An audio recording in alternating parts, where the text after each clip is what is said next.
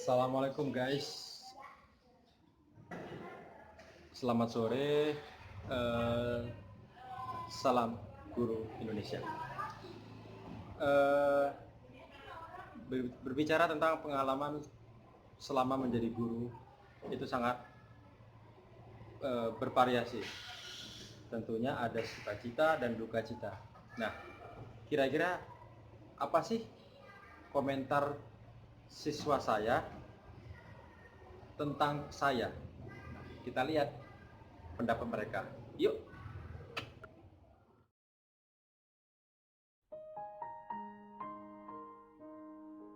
Ustadzah Roma dan Ustadz Rizky. Ustadzah Roma dan Ustadz Rizky. Ustadz Rizky.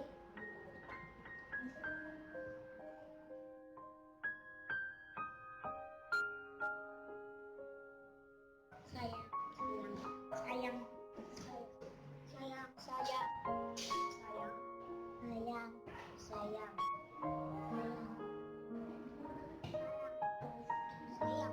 sayang, sayang, sayang, sayang.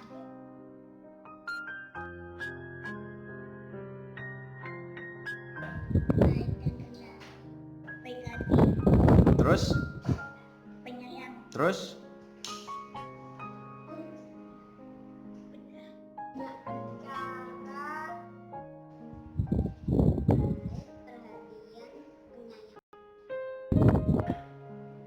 baik, pintar, sabar, jujur, baik,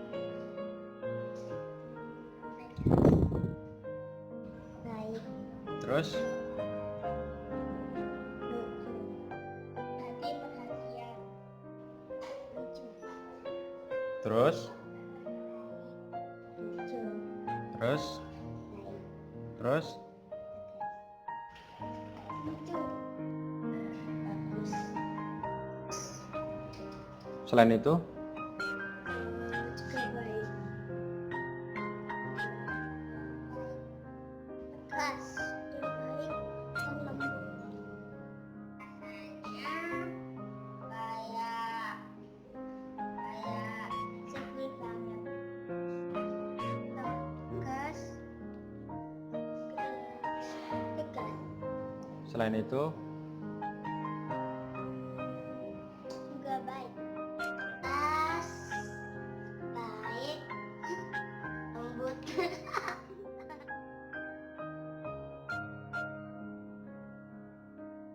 Dan sehat selalu. Ustadz Rizky, semoga sehat selalu. Semoga sehat selalu. Semoga sukses dan sehat selalu. Ya, aku sayang Ustadz Rizky. Semoga sehat selalu. Rizky, semoga pahalanya berlimpah. Semoga sukses dan sehat selalu.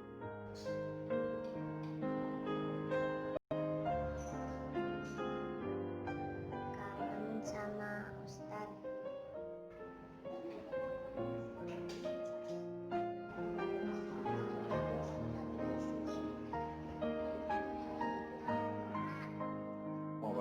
Semoga Ustadz Rizky sehat. Kalau Ustadz Rizky pergi terus nanti yang lain tambah susah belajarnya. Semoga Ustadz Rizky di perjalanan dan kecelakaan. Semoga murid-muridnya senang sama Ustadz Rizky dan Ustadz Rizky tidak kena wabah penyakit. Sedih kenapa? karena nanti nggak diajarin sama Ustadz Rizky lagi. Semangat terus untuk ngajarin anak-anak. Sudah dengar kan apa kata mereka tentang saya sebagai guru mengajar selama ini di sekolah ini? Jadi ya namanya siswa itu kan pasti ada unek-unek ya, ada sebelnya, ada senangnya gitu kan. Tapi yang jelas selama saya menjadi guru lebih kurang sekitar setahun lebih, itu sangat asyik, sangat bahagia, sangat menghibur, sangat bikin semangat membara untuk mencerdaskan kehidupan bangsa. Kenapa? Karena bagi seorang guru, mendidik adalah sebuah kebutuhan agamis, secara agama. Nah, kemudian kebutuhan secara biologis. Jadi saya tuh ketika memang tidak mengajar, itu rasanya kayak ada yang gersang.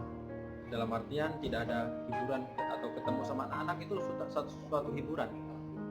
Senang, mereka ceria terus karena pada dasarnya mereka itu adalah dunia anaknya yang masih sedang bermain. Nah, fungsi guru adalah untuk mengarahkan, membina, melatih dan mendidik bagaimana mereka itu terarah dari sesuatu yang tidak baik menjadi baik, dari yang tidak bisa jadi bisa. Nah, guru itu sebenarnya bukan segalanya, tapi jangan lupa, karena guru semuanya bisa jadi apapun. Sebab dosen saya pernah mengatakan bahwa di dunia ini cuma ada 2 profesi. Satu apa? Guru, dan yang kedua lainnya. Jadi kenapa bilang saya lainnya? Karena semuanya ini dihasilkan oleh guru. Adanya presiden dihasilkan oleh guru, adanya profesi sebagai menteri dihasilkan oleh guru, profesi dokter dihasilkan oleh guru, pilot, guru, semuanya karena guru. Jadi guru dan lainnya sangat berkaitan. Jadi kalau ditanya profesi di dunia ini nggak banyak, cuma 2 aja, ya kan? Guru dan lainnya. Ya, jadi pada dasarnya mengajar ini juga menjadi tuntutan dalam agama kita. Jadi khairu man ta'allama wa qur'ana wa 'allamah, sebaik-baik mengajar Quran dan mengamalkannya. Nah, ini juga salah satu tuntutan kita untuk mengajar. Kemudian utlubil ilma fardatan ala kulli muslim, tuntutan ilmu. Karena wajib bagi laki-laki dan perempuan adalah menuntut ilmu. Tentunya di sini sangat dituntut adalah detik-detik menjelang Hari Guru Nasional. Nah, jadi berbicara tentang pengalaman menjadi guru, saya ada cerita menarik. Ya, selama saya ngajar di sini lebih kurang sekitar 1 tahun lebih, itu sangat berbeda dari apa yang saya harapkan. Kenapa? Karena ketika saya berdiri di sini, saya merasa diri saya ini sedikit berbeda dari yang lain. Kenapa? Karena saya termasuk yang karakter Sumatera yang mungkin orang menganggapnya itu keras, kemudian kejam gitu ya, pemarah, galak gitu ya. Dan itu semua masih dalam tanda kutip pandangan orang. Makanya termasuk pernah satu hari saya pernah ngajar itu,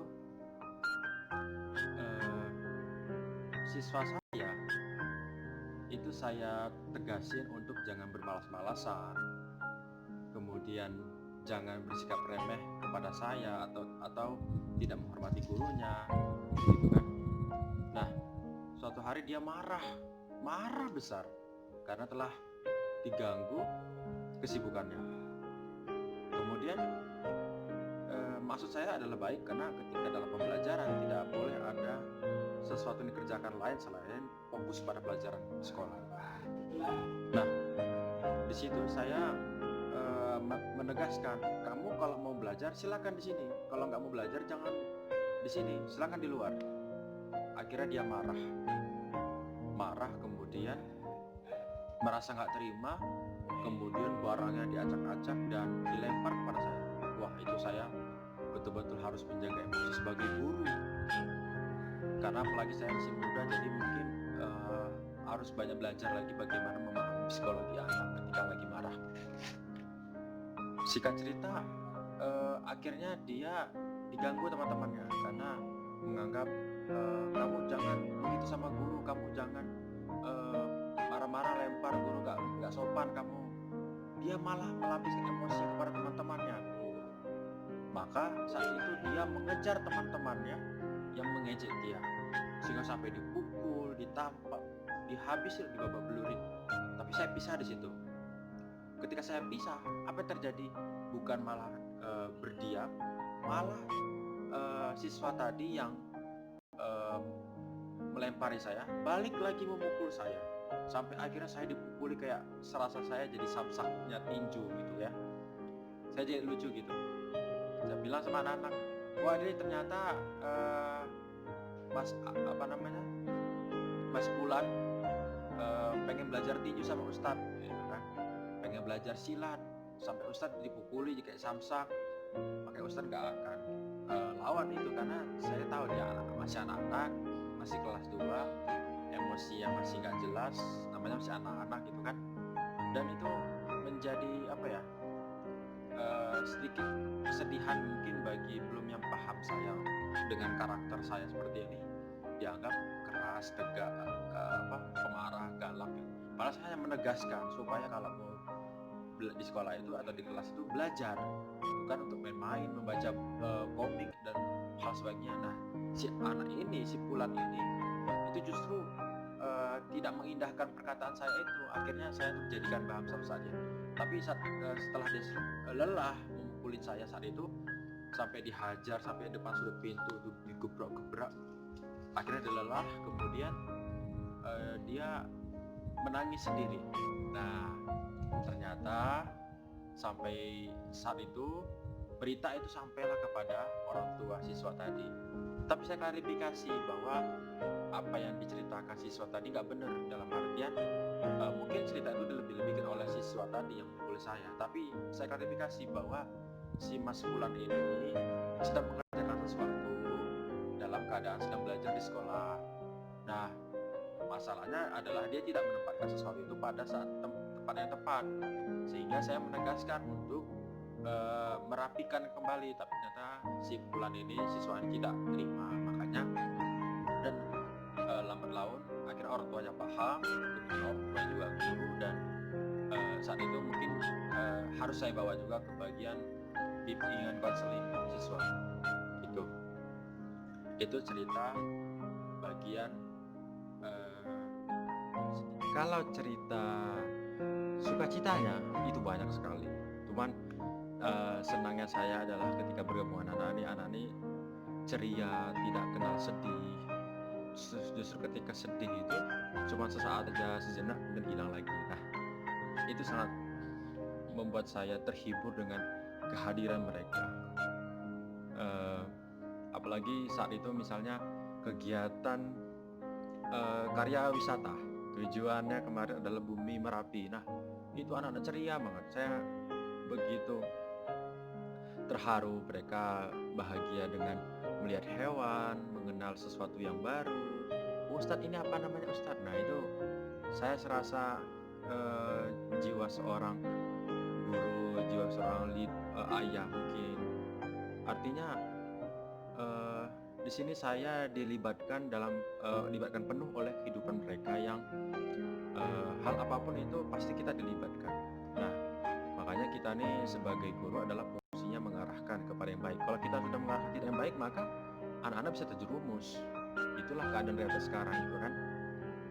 Makanya kita didik sekarang ini seperti mana visi misi sekolah adalah mendidik generasi yang Qurani, bagaimana mereka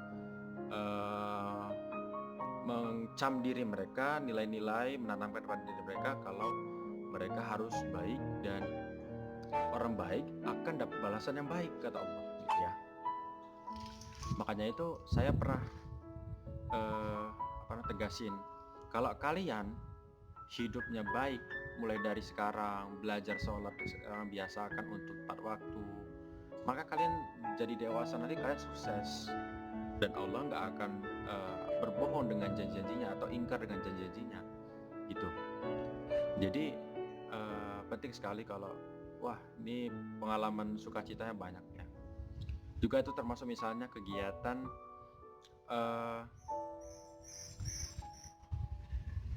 Market Day. Nah, hari belanja.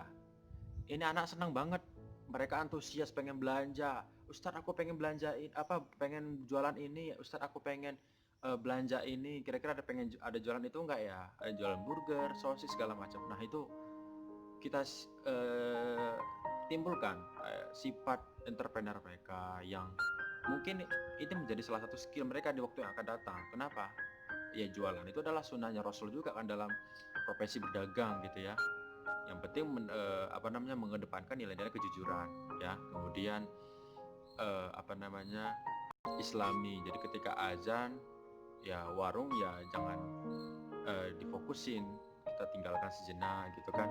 Nah artinya mereka tuh tepat waktu, terus mereka juga tidak pernah mengeluh dalam jualan karena saat ini masih lagi dibilang mengenal nilai jualan itu seperti apa sih gitu ya.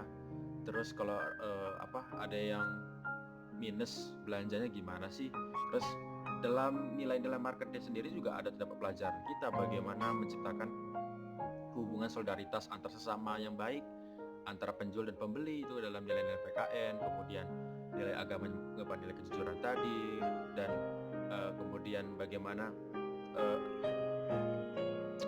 bersikap simpati kepada para pelanggan yang mungkin satu sisi kita mengalami rasa yang jelek, tapi kita harus mengedepankan nilai senyuman itu, sabta pesona ya, senyum ramah tamah gitu ya. Nah ini mereka betul-betul sangat menjiwai dalam setiap kegiatan apapun, dan ini betul-betul sangat saya sukai dan senangin gitu kan. Kemudian saat itu pernah pembelajaran ketika permainan tradisional. Nah mereka membuat senjata dari pelepah pisang yang kemudian mereka potong menjadi beberapa bagian sehingga jadi senjata tembakan. Kemudian apalagi permainan yoyo tradisional dan macam lainnya. Ini pengalaman sukacita yang sangat saya senangin gitu ya. Dan banyak hal lainnya yang nggak bisa ceritakan karena ya namanya senang itu nggak bisa dideskripsikan secara detail ya, karena namanya kita senang itu ya udah dibatin aja gitu kan. Nah jadi itu beberapa cerita pengalaman saya, dan semoga cerita saya bisa menginspirasi para guru-guru di sana, guru se-Indonesia, bahwa tujuan kita adalah mencerdaskan kehidupan bangsa serta mendidik mereka untuk menjadi generasi yang baik ke depannya. Oke, itu aja cerita dari saya. Terima kasih sudah menonton video ini. Jangan lupa follow Instagram saya di sini @rizkyanberkah, dan like video ini, kemudian di komen, share, dan jangan lupa subscribe dan nyalakan loncengnya biar dapat notifikasi dari video saya ini. Terima kasih. Salam dari Rizky Berkah menjelang Hari Guru Nasional. Assalamualaikum warahmatullahi wabarakatuh. Salam Guru Indonesia.